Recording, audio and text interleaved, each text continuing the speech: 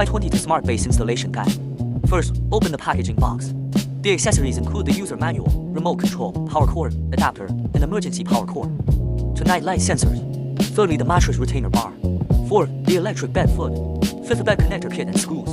Sixth, the connector between the smart base and the bed frame. First, install the bed legs at the position shown in the figure. Tighten the bed legs. The second step is to install the sensor light. Insert the sensor light signal light into the main control box.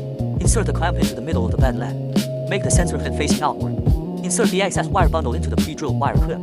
Repeat the operation on the other side. When installing the double bed, the connecting key is needed between the two beds, in the position shown in the figure. After flipping the electric bed, adjust the position of the sensor to ensure it is facing outward and not blocked.